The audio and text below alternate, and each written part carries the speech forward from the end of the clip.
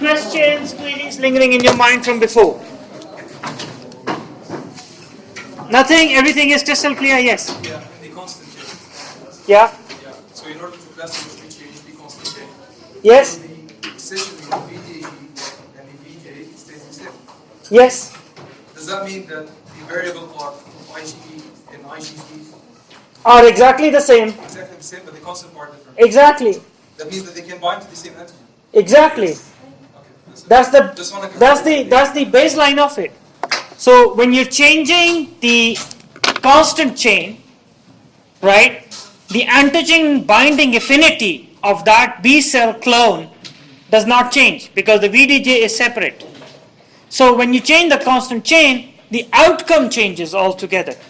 So you, instead of having an antibody that would remain in circulation, for example IgM, you now have switched the constant chain to be an IgG. It can remain in circulation and cross through the placenta, or you switch it to an IgA that now can be secreted outside of the body. Okay? Does that make sense? Good. So that's the core of it. Yeah. Doctor, you talked about the macrophages, the CR1. Yeah. But what about the complement one that binds to the FC region of the antibodies? Yeah. Isn't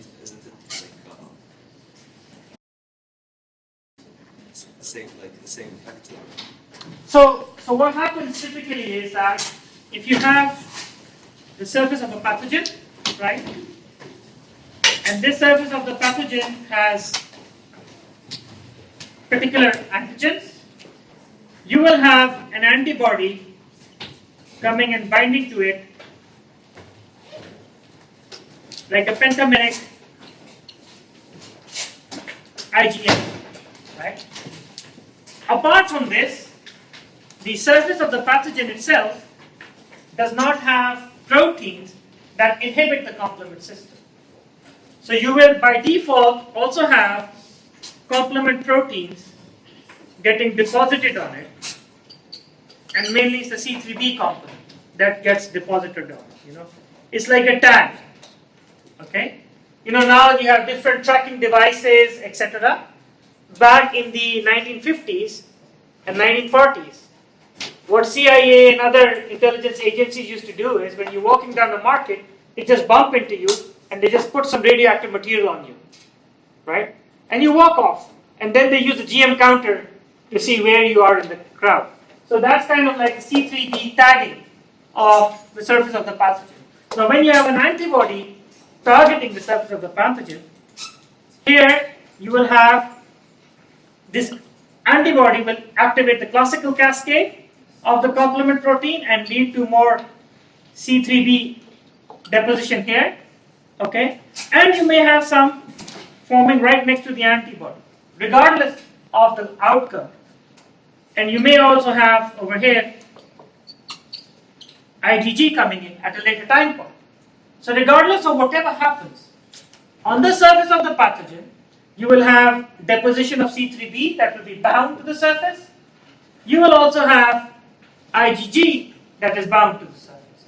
So the constant part of the Fc part of the IgG will be recognized by Fc gamma receptor 2, 3, depending on the type of the IgG that is deposited, and the C3b is going to be recognized by a receptor called CR1. Both of them are found on the surfaces of macrophages, neutrophils, dendritic cells. Okay? Was that your question? Answered? Okay. Right. So, should we know this? The receptors? there's nothing I will say here other than my sarcasm that you don't need to know. You can skip on my sarcastic part of life. Everything else, yes, it's essential for you to know. Okay? And if you want to vent out, you can also copy-paste my sarcasm. That's fine. Right. So, today we are going to start off with cell-mediated immunity. Now, why do you call it cell-mediated immunity? Is that historically, when they looked at what blood is, when they separated it, they saw that you have the humoral component of the blood, which is the plasma, and therefore anything which is in the plasma. And then the cellular component, which is mainly made by the puffy coat and the RBCs. So, very, very initial experiments were done in mice that were immune compromised, meaning they did not have an immune system. And can anybody give me an example of how can you make a mouse not having an immune system? Not exposing him to that bacteria. Sorry? Not exposing him to the environment. Not exposing them to the environment. They would still have the immune system, but the immune system will not be exposed to pathogens. I'm saying, how would you make a mouse, human, who does not have an immune system? Yes? Remove the bone marrow. Or thymus. Now, well, the bone marrow would do the job, but instead of removing the bone marrow, which is a very difficult job, how would you actually perform the same function without actually putting a needle in all the damn bones? Sorry, somebody said something very good here. Radiation, right? So exposure to radiation, what it does is, it gives rise to DNA strand breaks. It breaks the double-stranded DNA. And if you have a lot of radiation exposure, even when you go out in the ultraviolet light outside, people who are just wanting to get tan, I'm so tan I don't want to do that to myself anymore, but others who have those psychological problems, they would go and sit down there. Instead of getting vitamin D, they try to get a lot of UV. That UV light also induces double-strand breaks. And when you talk about skin cancers or melanomas, it is because of those double-strand breaks that take place in those cells that then go a little off target and are not regulated anymore. Now, if you introduce a lot of double-stranded breaks within a cell with DNA, what is going to happen is the repair machinery for the DNA would not be sufficient enough to fix so many strand breaks. You understand what I'm saying? So people who get exposure to radiation, right, whether they're X-ray technicians, you yourselves when we are working in the hospitals, okay, or when there are people who are doing research or get ready or have exposure to radioactive elements, that's what happens. A lot of double-stranded DNA breaks take place in the stem cells of the bone marrow. And these stem cells that are responsible for making all the blood cell lineages don't function. So that's how you make an immunocompromised mouse initially for experimental purposes. Now you take an immunocompromised mouse, and if you take just the serum from the same mouse species, it needs to be genetically identical, and you put in it, it gives rise to some sort of an immunity which is termed as humoral immunity. That's what we did. Meaning the protection that comes from the serum component. And if you take the cells from a normal mouse and you put it in a mouse that is immune compromised or doesn't have an immune system, you give rise to what you call as cell-mediated immunity. Okay? And today, that's what we're going to be talking about. So the cell-mediated immunity was identified to be there on the basis of a particular cluster of cells, which were the natural killer cells and mainly the T cells. So initially they thought cells that give immunity are natural killer cells, and later they discovered no, it's also the T cells that are the main agents of cellular immunity. T cells primarily, like you guys know already, develop where? Thymus. There are two main types, okay? One are the CD4 T cells, and another one are CD8. What do you understand by the term CD? Sorry? It's cluster of differentiation.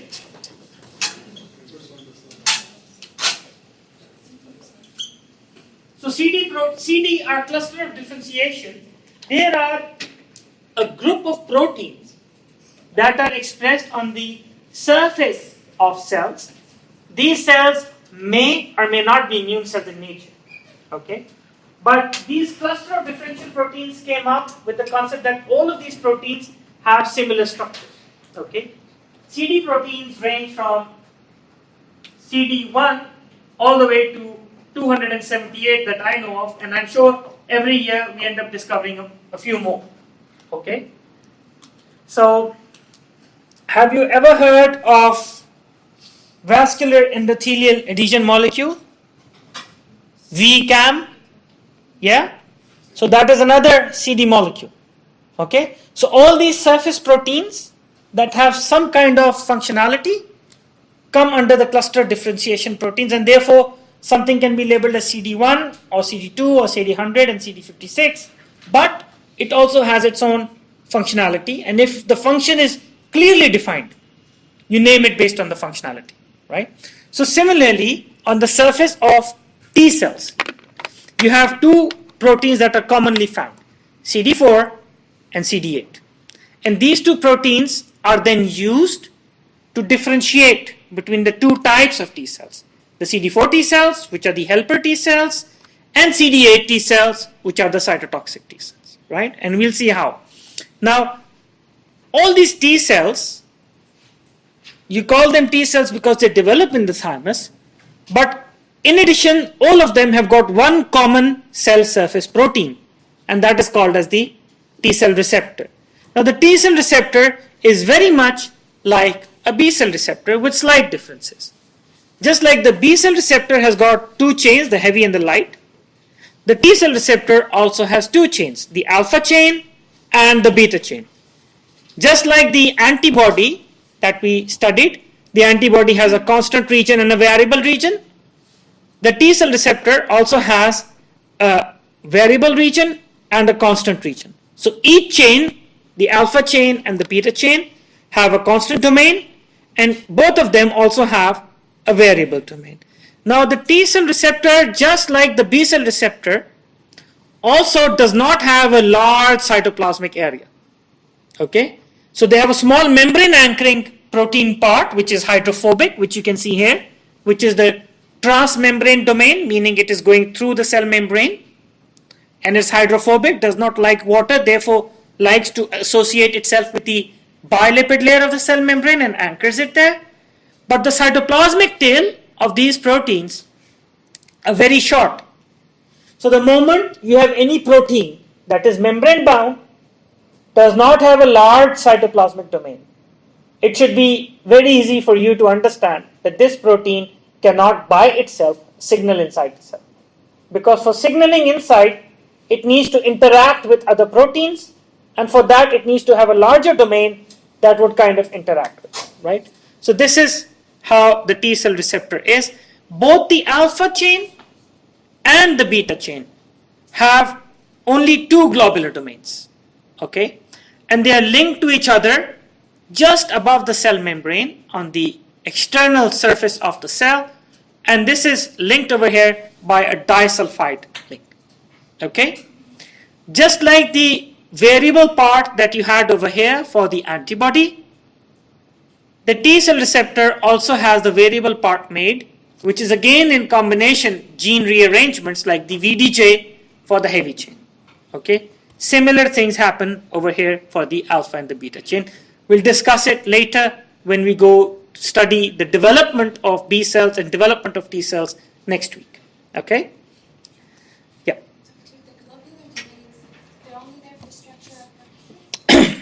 So globular domains are primarily protein foldings with beta pleated sheets, and they have a structure similar to what an immunoglobulin chain looks like, but yes, their whole organization is primarily structural in nature. Okay, yeah. Why do you need to glycosylate the T cell receptor? Sorry? Why do you need to glycosylate the T cell receptor? We don't need to glycosylate the T cell receptors. Glycosylation, glucose moieties, primarily get added on to specific amino acid sequences of all proteins. So you may have a protein, when it has a particular amino acid sequence, a glucose moiety may come and interact with them. Remember, they are organic molecules. And because of their organic nature, because of the side chain that you can have on the amino acids, they can actually associate it with the glucose moiety and therefore become more glycoproteins in nature. Okay? It is not that we add it, it's just naturally a process that can happen within them. Now within this structure, again notice it's the combination of the alpha chain with the beta chain within the variable region, and that too the most distal part of the variable region, the most outer part, that actually is the site for antigen recognition, and antigen binding. Okay, so it's this part over here, the red area, that primarily recognizes the antigen itself, and it's the combination of the variable of the alpha chain and the variable part of the beta chain that together target and recognize the particular antigen. Now, for the signaling component has got a group of associated proteins. They are called as CD3 proteins. Again, just like I said, CD is a marker for identification. And CD1 and onwards is just not on functionality, it's historical. So the first protein they recognize is the cluster differentiated protein CD1, CD2, CD3, so on and so forth. So if tomorrow a new protein comes up, it will be above CD 280 or even 300. Okay? So within these proteins, you have CD3 proteins which have got another subtype, epsilon. So epsilon chains together with a gamma and epsilon with a delta forms a complex next to the T cell receptor. And cytoplasmically they have longer domains, larger protein subunits are present juxtamembranously in the cytoplasm. Then you have another group of chains which are called as zeta chains that are just underneath the alpha and the beta chains, and together the CD3, epsilon, gamma, delta and the zeta chain are the signal transducing unit of the T cell receptor. Okay? Therefore, this whole structure together is called as the T cell receptor complex. So when we talk about the TCR, we basically mean the alpha and the beta. But when you talk about the T cell receptor complex, the complex is consistent of the alpha beta chain along with the CD3, epsilon, gamma, delta and the zeta chains, and together these form as the signaling components of it. Notice that all these proteins that are around them are associated with the alpha and the beta chains not by disulfide bonds or not by organic anchoring. They are there based on polarity. So they are polar molecules and therefore they like to be associated closely with them. So whenever a T cell receptor recognizes an antigen on the surface, it changes the 3D shape of the T cell receptor. This change in the 3D structure of the T cell receptor influences a change in shape of the CD3 and the zeta chains. And when they change their shape, they actually induce downstream signaling that goes through them. Okay? Any questions still here? Now, sorry? Do they change shape as well? Yeah, conformational changes happen, right? So if you spread out, people right next to you will have to move a little and conformation change. Yes. Good. So that's what I'm coming to. So what happens is that the alpha and the beta chain that you have on the surface of the T cell, when it's associated with the CD3 proteins, these CD3 proteins have on the cytoplasmic section of it something called as immunoreceptor tyrosine based activation motifs, ITAMs. These ITAMs are a cluster of amino acids that are present within these cytoplasmic areas, and these are the ones that can actually get phosphorylated.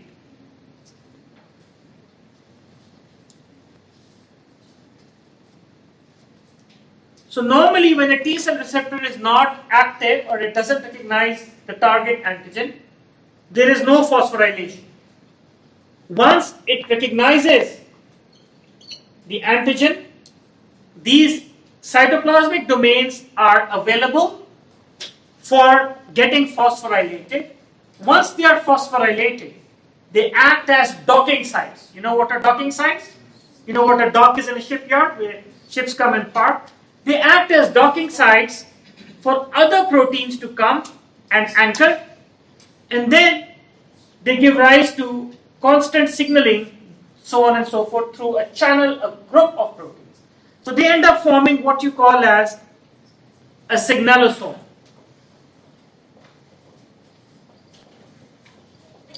Meaning they give rise to formation of a group of proteins under them that then constantly signal inside the cell to the nucleus for the T cell to get activated.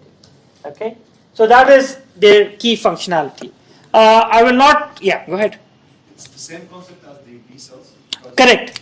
It's the same concept as the B cell, but the cluster of proteins that form a signalosome or come together are much larger and much more complex than in the B cell. Okay. I'm not going to spend too much time to explain to you the differences between the B cell receptor and the T cell receptor, but there are few things that are very essential for you to know. And it's the antigen. For the T cell receptor to recognize an antigen, it has to recognize an antigen when it is primarily distorted, when it's broken down and fragmented. T cells can only recognize linear epitopes. Do you understand what I mean by linear epitopes? So can anybody tell me what a linear epitope is? Excellent. So linear epitope is when you have a straight single chain of amino acids in a longitudinal linear sequence. Now, the antigens that are recognized by B cell receptors are three-dimensional in shape. Don't worry, I'm going to upload this. Okay. So they are primarily three-dimensional shapes, whereas for the alpha and the beta chain, they recognize only linear epitopes. And for a protein to remain straight, right, you have to understand within the body it's all fluids. And if this is a straight chain that needs to be recognized, this chain can just float away or do anything. It needs to be held in place, and that's done by another group of proteins called the MHC complex, major histocompatibility complex. So an MHC molecule basically binds and tags small peptide sequences. These peptide sequences can be ranging between a linear lineage of 9 amino acids, 8 amino acids to 9, all the way up to 20 amino acids. They sit in the groove that holds them in the MHC, and now this is presented to the alpha beta T cell receptor. Okay? Otherwise, if the alpha beta T cell receptors goes and there's a, let's say these two white patches have to be recognized by them, it will just float away.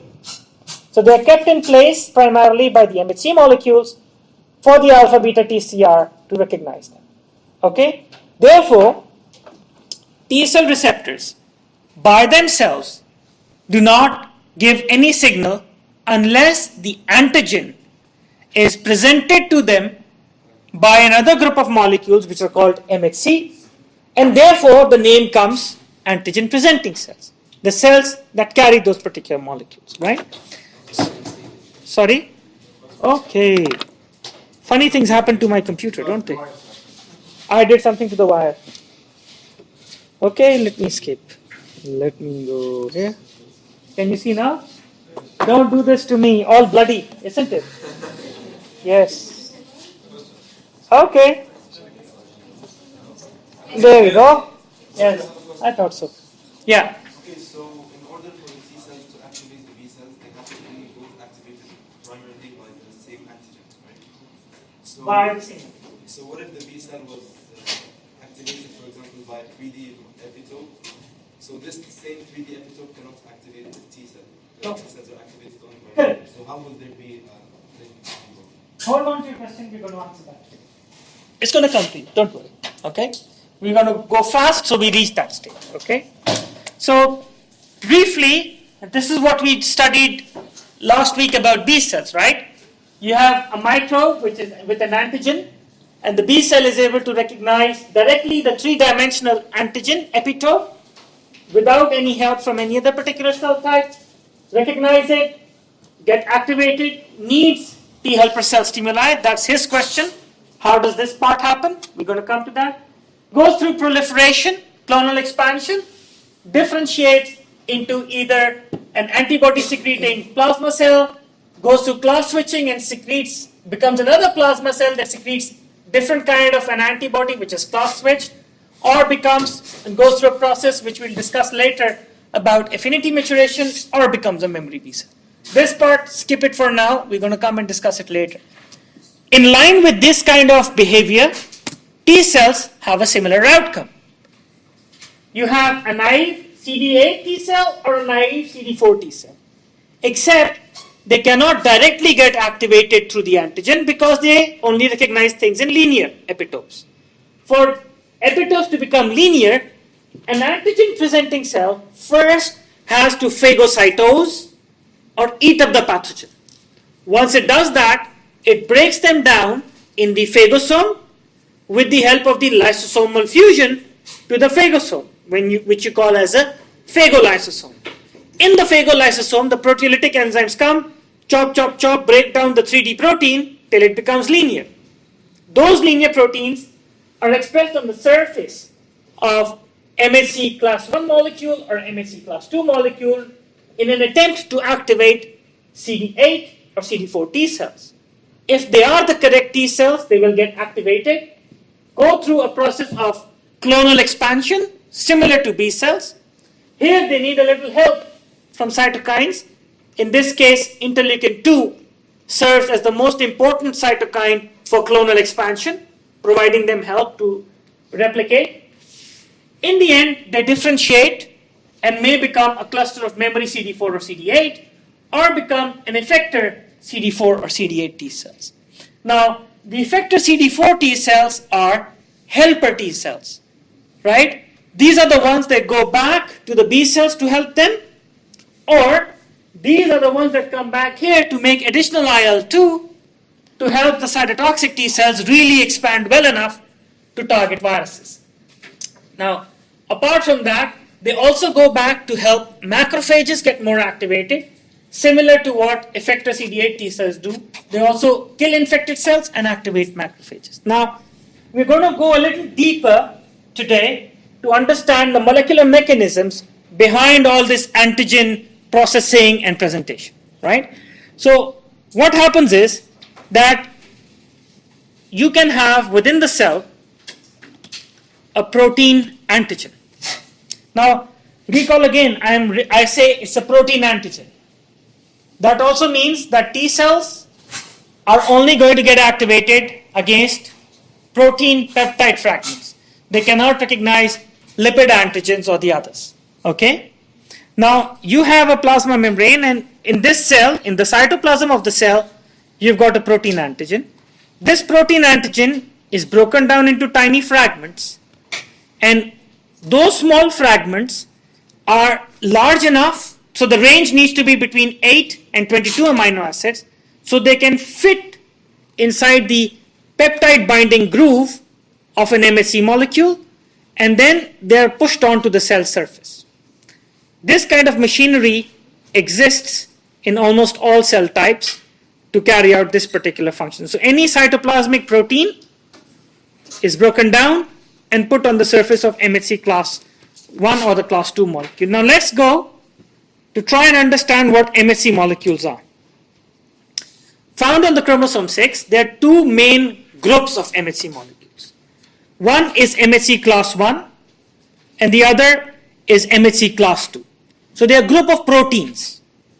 So the MHC class 1 proteins have three different subtypes. Yani three gene segments, different kinds that code for this particular protein. You call them as HLA-A, HLA-B, and HLA-C.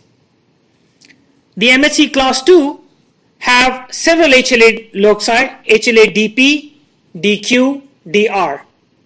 There's another one, DM, we'll see it later. And these give rise to MHC class 2 proteins. Structurally, if you want to look at the protein, what it is like, in its structure, the MHC class 1 molecule is made up of one long chain of amino acids, which has got three globular domains. An alpha 1 globular domain, an alpha 2 globular domain, and an alpha 3 globular domain, followed by a hydrophobic transmembrane region which anchors it, and a very small cytoplasmic chain. Now, it is the groove between the alpha 1 and the alpha 2 where you have the antigenic peptide binding area, where the antigenic peptide will come and sit and it will hold it. Okay? This whole chain, because it's a single chain and proteins are like not always rigid, it's a floating protein, it needs to be stabilized in this configuration by another protein which is called as the beta 2 microglobulin. So beta 2 microglobulin associates with the alpha 1, alpha 2 and the alpha 3 globular domains to stabilize the structure and keep it as it on the cell surface. MHC class 1 proteins are presented by all nucleated cell types. So any cell that has a nucleus also expresses MHC class 1 protein on its surface. MHC class 2 protein is actually made up of, again, two chains, the alpha chain and the beta chain. And they just have globular domains, alpha 1 and alpha 2, beta 1 and beta 2. And it is the combination of alpha 1 and the beta 1 globular domain that together forms the peptide binding groove. Okay? Now notice that the MHC class 1 molecule is a single chain and MHC class 2 molecule are two chains associated with each other. So larger peptide sequences which range between 12, 14 amino acids all the way up to 22, they will fit into the MHC class 2 groove because two proteins can just move a little spatially to make more space or less space for the amino acid sequences. However, the MHC class 1, it is a single protein and therefore this hand cannot expand anymore. It's a limitation. So they sit within it, any peptide sequence that is of around 8 to 10 to 12 amino acids will only sit. Anything larger than this, that's what happens to it, right? Slips out, doesn't fit in, right? So MHC class 2 proteins are typically found by three main cell types: macrophages, dendritic cells, as well as B cells. And we, for the purpose of functionality, label B cells as not being antigen presenting cells because they do not activate T cells. At least that's what's known today. The cells that activate T cells are called the antigen presenting cells, and therefore dendritic cells and macrophages fall into those two categories, and that's why we call them as the typical antigen presenting cells. Now, are things okay till here?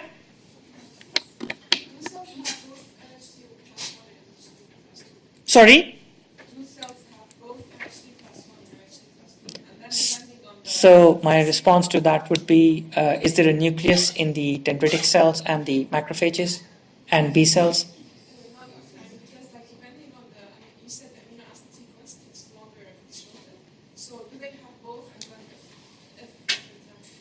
So a nucleated cell has MHC class 1.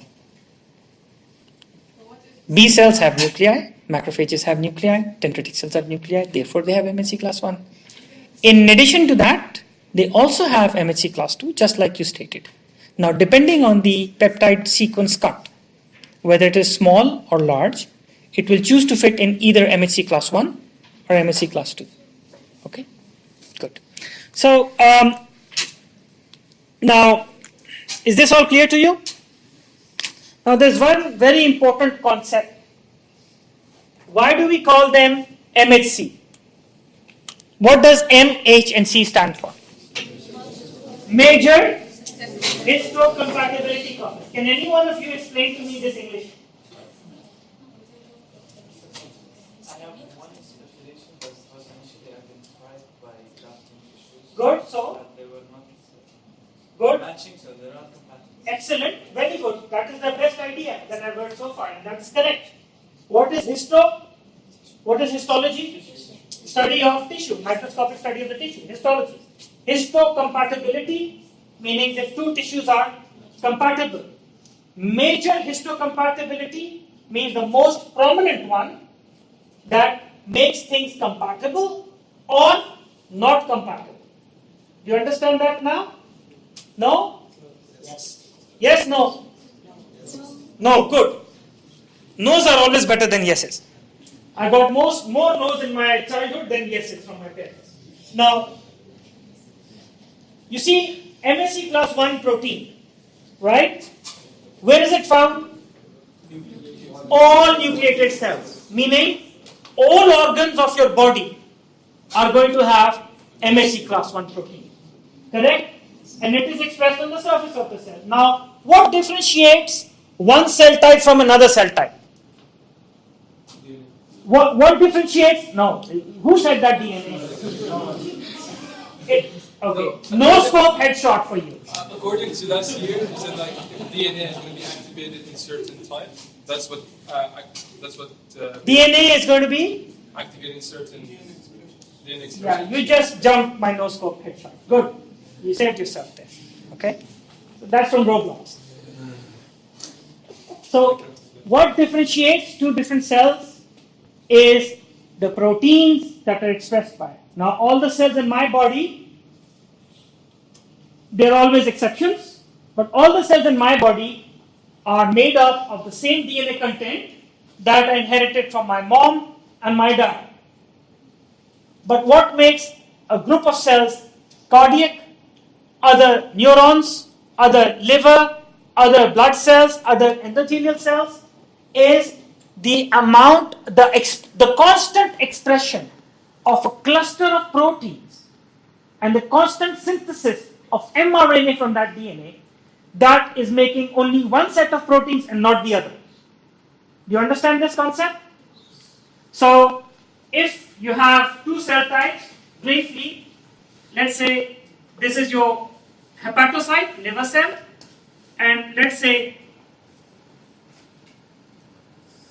this is a skeletal muscle fiber, okay, multinucleated. Both of them, if I were to make a simplistic diagram, have DNA that is uncoiled and expressing a cluster of proteins.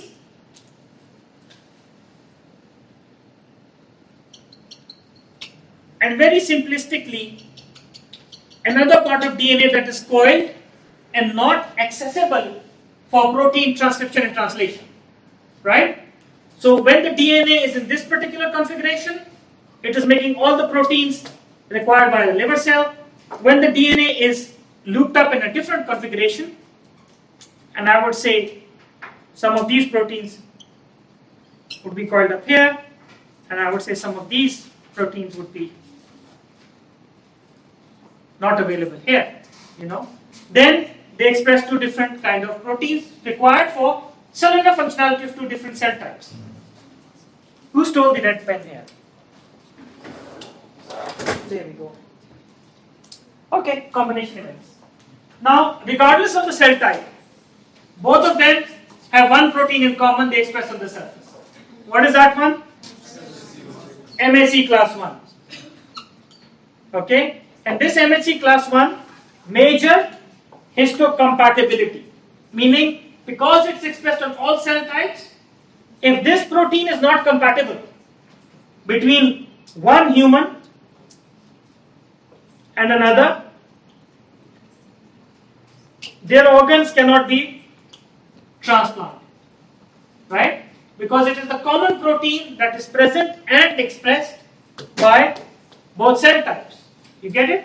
So that's why it is termed as major histocompatibility. A protein that is found on all organs of your body, and therefore each time you want to do an organ transplant, this one will be the first one to pop up and start reacting. Now within it, it has got three subtypes: HLA-A, human leukocyte antigen A, HLA-B, and HLA-C.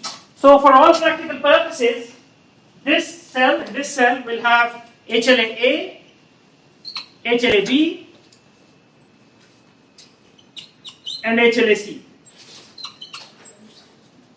You get it? Is this concept clear? Any questions here? Yes or no? Are we good with this? Yeah? And the three of them are the same? They have the same structure, they have the same function? Same functions. All three HLA A, B, and C look exactly like this.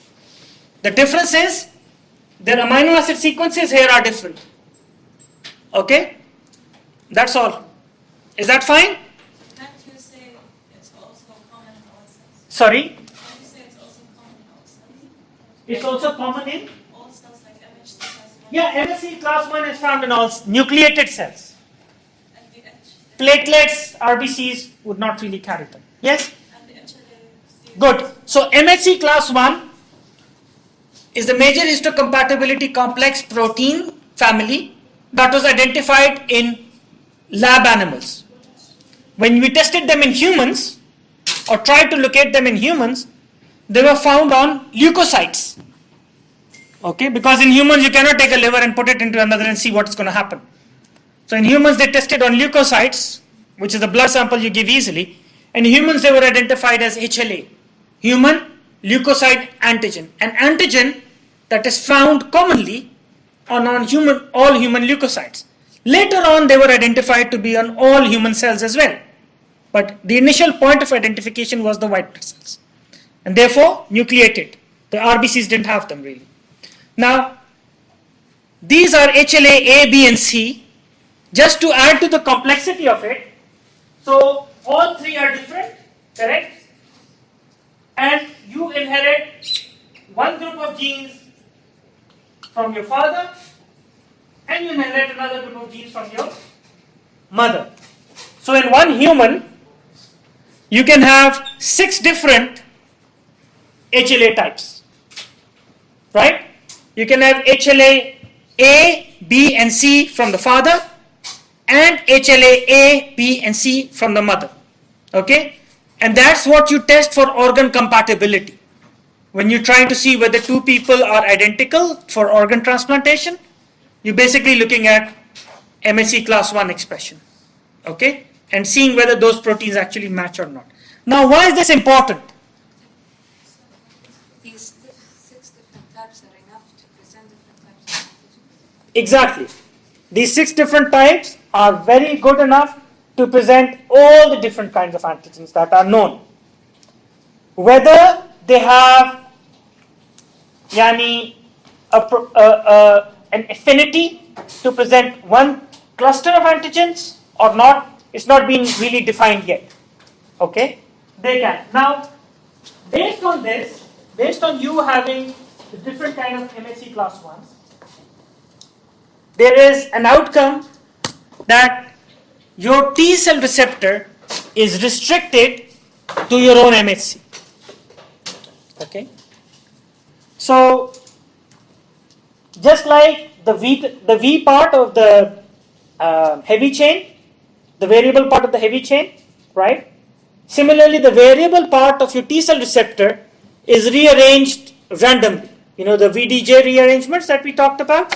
They are really random organizations. So you may end up making in your thymus a cluster of T cells that recognize anything, right, in the environment. You remember that diagram that we talked about?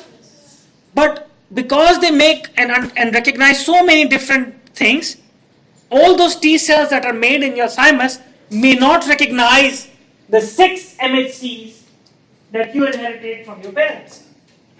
Okay? So the first step that happens in the thymus is that only those T cell receptors survive, or those T cells survive that bear the T cell receptors that recognize your own MHC. Okay? So this is called as MHC restriction. So all the T cells of your body end up recognizing either of the 6 MHCs that are present inside you. Do you get that? Okay? That's for, if it's MHC class 1, that's for CD8 T cells. And similarly for CD4 T cells, right? So there's something called as MHC restriction. What it means is that the T cell receptor first needs to recognize the MHC and then whatever the MHC is carrying. So if a T cell receptor is designed to recognize a particular antigen, it first has to recognize the MHC molecule and then the antigen in it. If the same antigen is expressed in an MHC molecule that is foreign, that is not from your own body, the third person, right? Although it is carrying the same antigen, this T cell receptor will not be able to recognize the peptide sequence. Okay? And if this T cell receptor recognizes the same MHC molecule, but the antigen is now a different antigen, this T cell receptor will not recognize this particular antigen because it's not designed for it. This antigen may be recognized by another T cell receptor which is actually designed to recognize this particular antigen. So this whole thing is called as MHC restriction. So step 1 is that the T cell needs to recognize the MHC, then what is being carried by the MHC. Now, moving on, yeah. If the TCR recognizes MHC from HLA, does it necessarily recognize all of B, A, B, C, or only maybe just A? And Yeah. So it's possible to recognize from A and not B. It's fine. Yes, yes. But any of the 6. Any of these. Any of the 6. If not B, Yes, so when you have a lot of inbreeding, cousin marriages, right? So you might end up having only 3 variables, HLA, A, B, and C, because of lot of intermarriages in between a particular family, the MHC does not shift too much. And therefore, when you think about organ transplantation and getting donors, it's very easy to get it from a cousin or an uncle or an aunt or somebody. But if you have more variety, then of course the diversity increases. Right. Now, do you understand the concept of MHC recognition, MHC restriction? Right. So, typically when you have a peptide, the antigen in the MHC, it is labeled as peptide MHC. So an MHC which is carrying something is always labeled as PMHC complex, right? Now, the CD4 T cells carry an additional protein on their surface which has got 4 globular domains, and it's called the CD4 protein. And the CD8 T cells carry an additional protein which is got of 2 chains alpha and beta with only single globular domains linked by a disulfide. Now, CD4 T cells have a T cell receptor and a CD4 protein, that's why they're called CD4 T cells, whereas a CD8 T cell has the same TCR alpha beta, okay, but it carries on its surface a protein called CD8, and therefore these cells are called as CD8 T cells. It is the CD8 protein that recognizes the alpha 3 unit of the MHC class 1, and this initial recognition, so it's the CD8 protein engaging the alpha 3 unit of the MHC class 1 that makes a weak interaction. Based on this interaction, if the TCR is somewhere else, the protein shifts and aligns itself, right? You have to understand, the bilipid layer is a mobile structure, right? It's fluidic, and the proteins are just floating in the bilipid layer. So when a CD8 protein engages in alpha 3 of the MHC1, this makes a weak stability interaction, allowing for rearrangement of the TCR wherever it is to come and align itself. And that's how the CD8 helps the T cell receptor to engage the MHC molecule, because these molecules can be spread all over the cell surface, right? Similarly, the CD4 engages the beta 2 subunit of the MHC class 2 and helps for the T cell receptor to align itself in a manner that it engages the MHC and then the peptide within the MHC molecule. Okay? Yeah? You said something about polarity. Sorry? You said something previously about polarity. Polarity was associated with the T cell receptor complex. So we are not, of course this is a whole T cell receptor complex that is coming, but we're not discussing that for simplicity. Okay? So is this clear to you guys? Right. Moving on, antigens, right? Where do you get antigens captured in the immune system? So antigens are primarily put, yes. So, for the previous slide, is that's then a specific CD4 will only recognize MSC class 2 then? So CD4 T cells will only recognize MHC class 2 and whatever is being carried by it. And CD8 therefore will only recognize MHC class 1 and then whatever is carried by it. So CD8 T cells, when it comes here, it is not able to even engage and moves on. And remember, these cells are more or less like billiard balls. Okay, they are floating. They are not like the rest of the cells in your body that are adherent. So a T cell comes to another antigen presenting cells, bounces off. Another one comes, makes some sort of an engagement and sticks in and then moves on to phase 2 of getting a signal or not. Okay. Now, Why doesn't the MHC plus 1 of the B cell activate the CD8? MHC class 1 of the B cell, Of the B cell.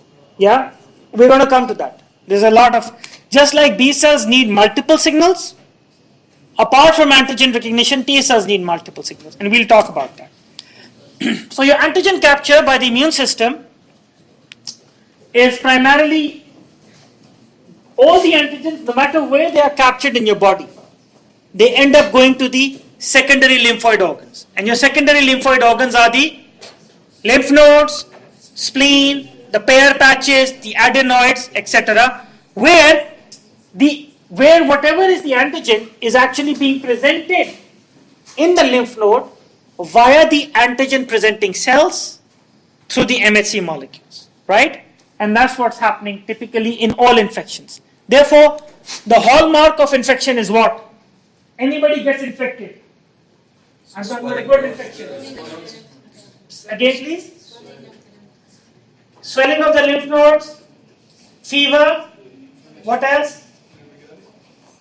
Well, could be, could not be, depends if it is blood-borne infection or not. If it's blood-borne, it will give splenomegaly like in malaria. If it's not blood-borne, antigen presentation is not taking place in the spleen will not enlarge. Only the lymph nodes enlarge. Why do lymph nodes enlarge? Clonal expansion. And what does clonal expansion require? Energy. So you get fatigue, okay? Because there's sudden expansion. Now, we talked about this antigen presentation quagmire. 3 cells, dendritic cells, macrophages, and B cells. Amongst them, professional antigen presenting cells are your dendritic cells and the macrophages, because although all 3 cell types express MHC class 1 and MHC class 2, they do not have a group of co-stimulatory proteins which are required for secondary signal for T cell activation. So for a T cell to get activated, this is the first interaction that is needed, right?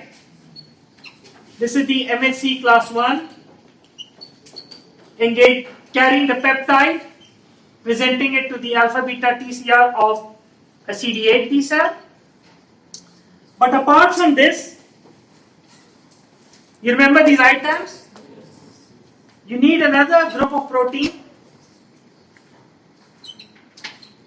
This protein is called CD28, and CD28 needs to be engaged by another cluster of proteins, family of proteins called, either it is CD80 or CD86. These 2 proteins, either of them, can activate CD28. And what CD28 does is, simplistically, there's a negative influence on the phosphorylation in an inactive state. Once this engagement happens, CD28 signaling gets rid of this blockade, allowing phosphorylation to happen. Okay? This co-stimulation, just like the CD40-40 ligand interaction, is very important for T cells to get activated. Okay? If this co-stimulation is not there, these cells really do not get activated. This co-stimulation is absent in B cells. Okay? The CD80 and 86 molecules are not particularly there. They are only found mainly in macrophages and dendritic cells. Therefore, although B cells can essentially carry out this antigen presentation part, they cannot provide the co-stimulation for proper activation of T cells, and therefore they are not termed as professional antigen presenting cells. Okay? Yeah. B cells does not have the They do have. We'll discuss about that as well. Okay. Briefly, we discussed all of this. In MHC class 2 proteins, on the surface there's HLA, DP, DQ and DR that is expressed. But there's another cluster of proteins called HLA DM, which is present intracellularly only. Okay. Now, what happens when you have phagocytosis? So let's move a little here and briefly talk about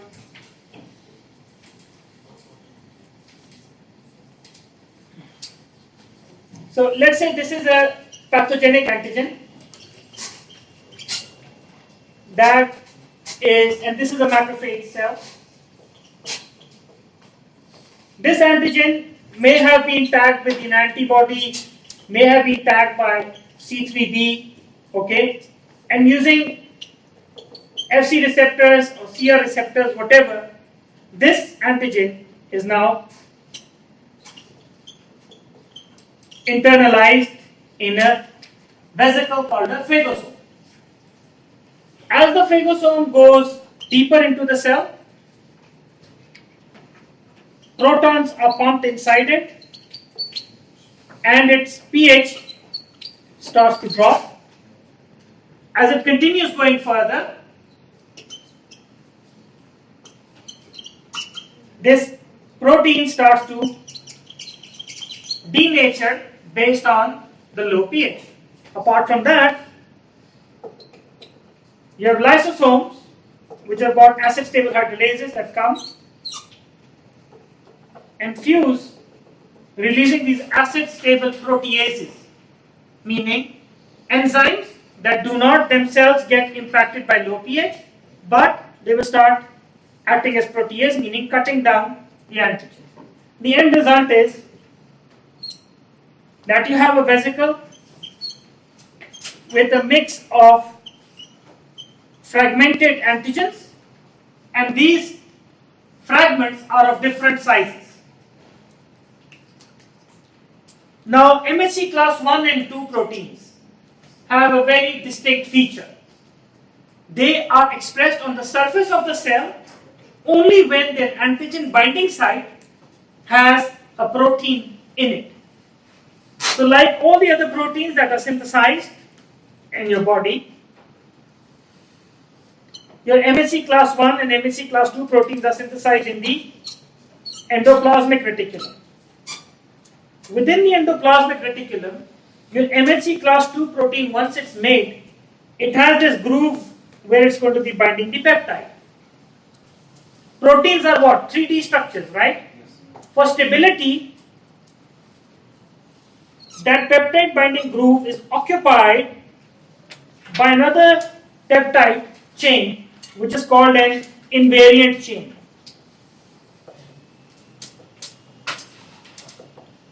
Okay. This MHC class 2 molecule buds off in a vesicle.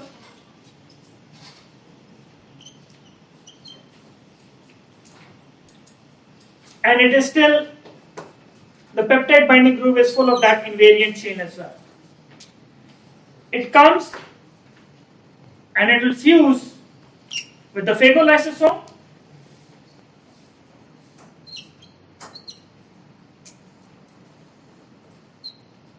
This invariant chain that is there is not acid stable. And the proteases that were here, they will actually break it down. But what happens is, what you end up with is you still have the MHC class 2 molecule with a fragment left over here. This fragment that is binding in the groove is called clip. Okay. This MHC molecule, class 2, can be HLA, DP, DQ, or DR. Doesn't matter. To get rid of this clip and for it to actually be loaded by the correct antigen, it needs to be opened up slightly. So within this vesicle, another HLA comes in. which does not have binding capacity. But this one is called as HLA-DM. Okay? And what HLA-DM does is that when HLA-DM comes right next to the DP, DQ or DR, the moment it interacts, this interaction opens the binding groove. Clip falls out, okay, and then any antigen which is there is now going to bind in the peptide binding groove. And now this whole molecule buds off again and goes to the cell surface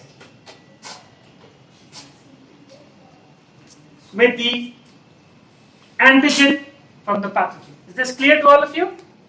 Right? Clip is the leftover fragment. Clip is the leftover fragment of the invariant chain. So in the invariant chain that was cut off, what is left over is the clip. Okay? Is that easy? Simple. Right? Oh, we didn't finish. We started 15 minutes late. Don't worry. So basically this is what happens, right? You have the endoplasmic reticulum.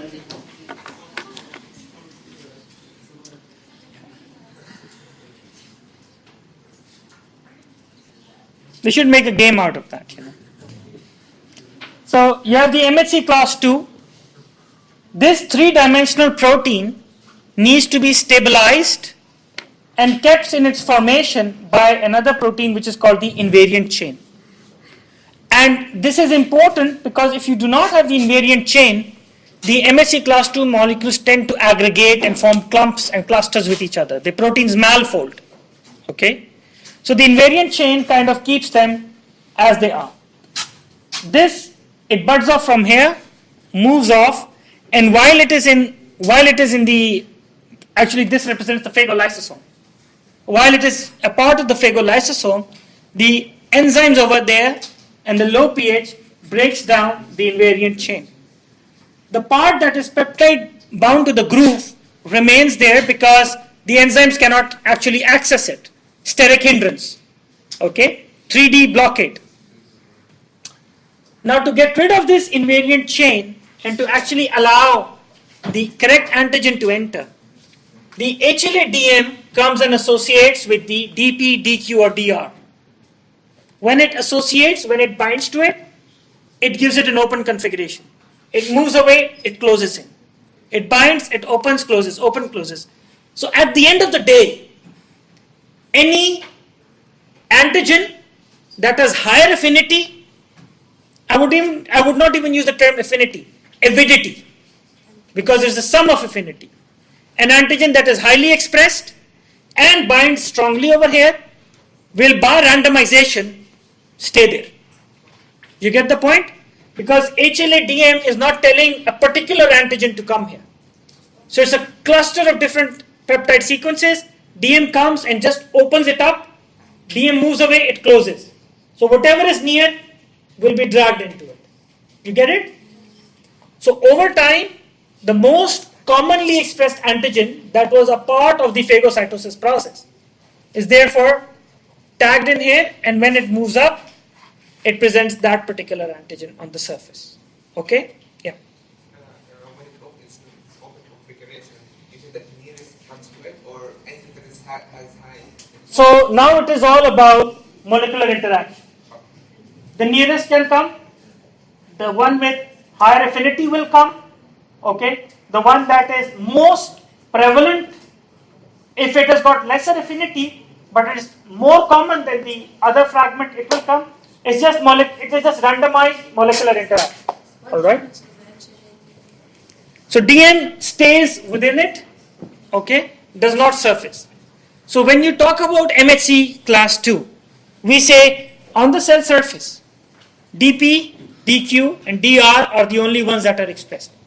DM is crucial for peptide loading onto it, but this one is never expressed on the surface, remains inside the cell. Okay, and therefore it is not clustered, it's not projected as an MHC class 2 that does antigen presentation by itself directly, right? Doctor, the HLA-DM, it's present within the phagosome, or it comes with the vesicle? It comes with the ER, whether it's from the endoplasmic reticulum, it comes all together with MHC class 2 and the clip, and then becomes a part. All right? Yeah. So in the absence of HLA-DM, the MHC2 will present the clip? Or Exactly. So some pathogens, okay, they have a downstream target to block HLA-DM. If they block HLA-DM, the pathogen's antigen or any antigen presentation to MHC2 will not happen. the clip will be presented or The- not? No, it will not even surface. So unless the clip moves out, this molecule does not even surface properly. So when it has the right antigen bound to it, only then it goes up. This is true for both MHC class 1 and MHC class 2. MHC class 2 comes with the clip that we just discussed. We are going to discuss MHC class 1. Yeah. The strength of the antigen, you said one effect is breaking down capacity. So, Sorry? last lecture, the first one, you said breaking down capacity is one of the things that affects the strength of the antigen being recognized. If the antigen affects the HLA-DM, does that affect the breaking down capacity? No, so the breaking down capacity was how stable is this antigen? If this antigen is stable to acid, low pH environment, and this antigen is very stable to proteases, even when it is here, it will not fragment because the phagolysosome is the one breaking it down. It may remain as a complex by itself. Okay? And other antigens that are more susceptible to breaking down, they will be the one broken down. Alright? Now, how does antigen presentation vary between MHC class 1 and MHC class 2? Ya Allah.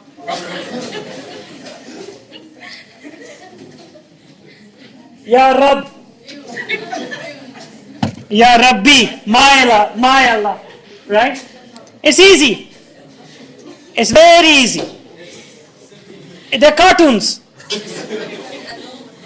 Wallah, if I start making cartoons for kids, it might work out better. So think of this as a naughty little boy who's gone beyond its capacity, right? Jumped into the neighbor's house. That's the extracellular antigen. The moment it's there, the neighbor's dog runs after it, chases it, and breaks it down and kills it. And that's your proteasome, that's the phagosome becoming a phagolysosome, and now, sorry, you are dead, at least in your body.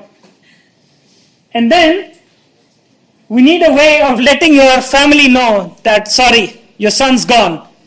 So they take an Adidas cap and put it on a flag mast, and they put it on the boundary wall of their house, saying the black Adidas cap is there. Okay? And then all your friends and family will know, oops, something's gone wrong there. Okay? Now this will stick in your brain, hopefully. So basically what you need to understand is for MSc class 1, okay? It could also be these glasses. Anything that is a pathognomonic feature of you. You know what pathognomonic features are? Specific features of your pathology, right? Let's stick to this. Anything extracellular, anything that is outside the cell, bacteria, etc., extracellular pathogens. All of those extracellular pathogens end up in a phagosome, being phagocytosed by the dendritic cells or the macrophages, which are your antigen presenting cell, dragged into phagolysosome. The MHC class 2 is prepared over here in the endoplasmic reticulum, packaged by the Golgi, and just like a lysosome that fuses over here to form the phagolysosome, the Golgi gives off a vesicle with the MHC class 2, and of course we discussed the details of the invariant chain and DM, comes here, loads the peptide, goes onto the surface and expresses the antigen. Now, what happens if it's not the neighbor's child and it's your own child making problems for you? That's MHC class 1. Proteins, 60 to 70% of proteins generally end up being malfolded. They do not get folded properly. Okay, that's how high the rate of inefficiency is when 3D structures are formed. These non-folded proteins end up being thrown into the cytoplasm of the cell. In the cytoplasm, there is something called as a proteasome, something that breaks down proteins.